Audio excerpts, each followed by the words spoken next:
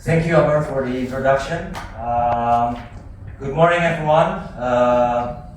Thank you very much for the opportunity for us to present our study in the title of Economic Comparison of Intensive and Extensive Hormone-based fertility programs in dairy herds. So this study was conducted in collaboration between Wageningen University and Utrecht University in the Netherlands, and also in collaboration with the Seva Santé Animal company farms.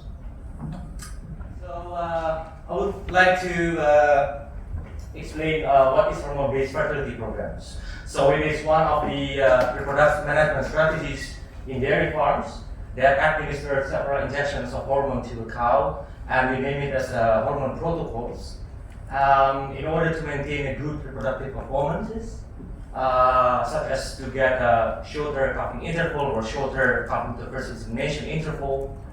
And it's mainly applied for the estrus synchronization program in large dairy farm. For instance, like in the US, they use it in a group-based treatment. While in the European situation, especially in Western Europe, with the less herd size, also with the year-round calving pattern, then mainly the hormone are applied in the individual-based treatment. And we also can categorize the strategies into two categories: intensive programs and also the extensive hormone-based fertility programs. For the intensive program, hormones are systematically administered to individual cows, in particular dairy milk, in order to improve cow's fertility. For example, if the cow already reached in a particular dairy milk, and then they will subject it into the hormone protocols. While for the extensive fertility program, the hormones are administered based on the veterinary diagnosis. So it's mainly based on the diagnosis of a vet, and then the vet will diagnose for the specific diseases and also for the induced estrus. So those are the different, and therefore the aim of the study was to compare the economic comparison between both programs using the bioeconomic simulation model. And for the simulation model, we developed the dynamic stochastic bioeconomic simulation model. We simulated the individual cow based in daily time steps. We simulated 200 cows in a herd, and we also included the production inputs, for instance, like the parity, the lactation curve, the calving decision, for example, and we refer to the previous study of Edwards 2022, and we expanded in the layers of reproduction and also the hormone use strategies. And we developed this simulation model in our studio. So I would like to inform you the model in brief. I tried to simplify the model, while actually the model is a bit complex. So I hope you can follow it. So from the calving state, here, when the cow is calving, and then the cow will go into the state of the end of cultivating period, when the farmer ready to breed the cow, and there will be the event of estrus. And for the estrus state, there will be the possibility of estrus and estrus detection, so we included the heat detection rate here. And if a cow is in estrus, then that cow will be inseminated. And after the insemination, there will be the possibility of the pregnancy, and we include the conception rate in the simulation model if the cow is pregnant, and then move to the next calving and the next parity. And if the cow is not pregnant, then it will move to the next estrus cycle. And we also include the calving decision rule for which cow that exceeds several daily milk without any pregnancy, and that milk yield threshold under the 15 kilograms, and that cow will breed. Now we expand the model with the hormone-based fertility program. So for the for the extensive program, when a cow is not in heat more than 60 days in milk, and there will be the vet check, and the vet will diagnose the cow, and the cow will be given the hormone protocols based on the diagnosis. For example, like if there is a sub-estrus, and then the cow will be induced by the deep induction hormone. If not, then the cow could be have the cystic cows, for example, or anestrus cow, and then will be subjected to the specific hormone protocols, and then ended by the fixed time AI or examination. So it's really diagnosis based for the extensive program. While for the intensive program, even though there is no diagnosis, so after the calving, and then when the cow reach the day of 50-day milk, and then the cow will be subjected into the hormone protocols for 27 days, and then ended by the artificial insemination. And if that cow is not pregnant, again, that cow will be subjected into the hormone protocols and then ended with the fixed time insemination. So it's a bit of intensive hormone injection to a cow comparing to the extensive one. So that's the model in brief, and then we also calculated the economic output for this modeling, and we calculated an annual net economic return.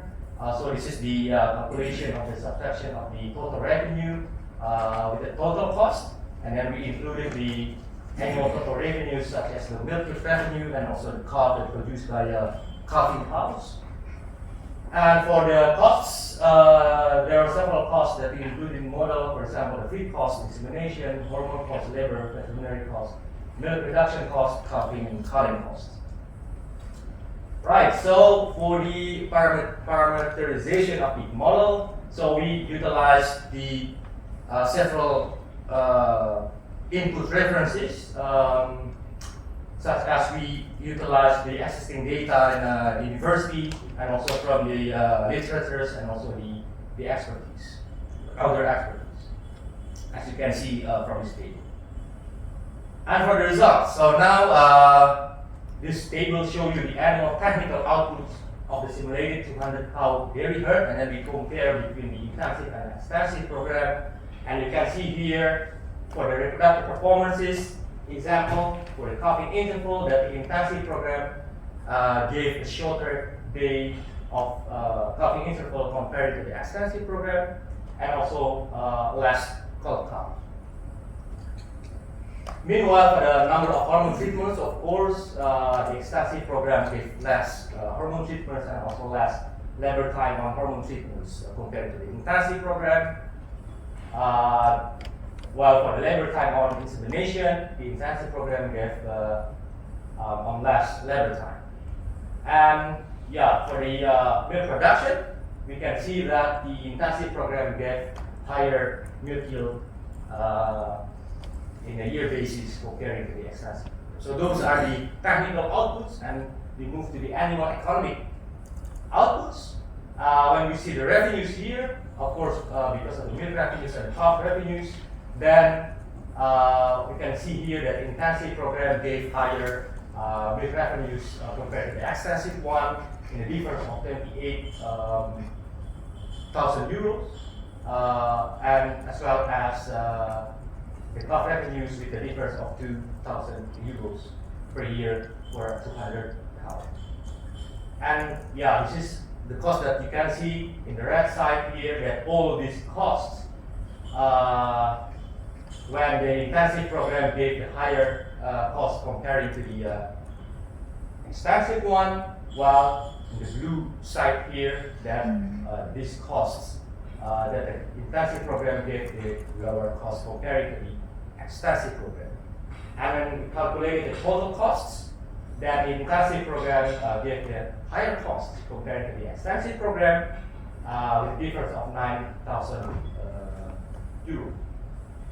And finally, when we calculate the net economic return, and when we included the revenues and the costs altogether, we can see that the intensive program gave higher net economic return compared to the extensive program, with a difference of 21,700 euro per year for 200 cow method.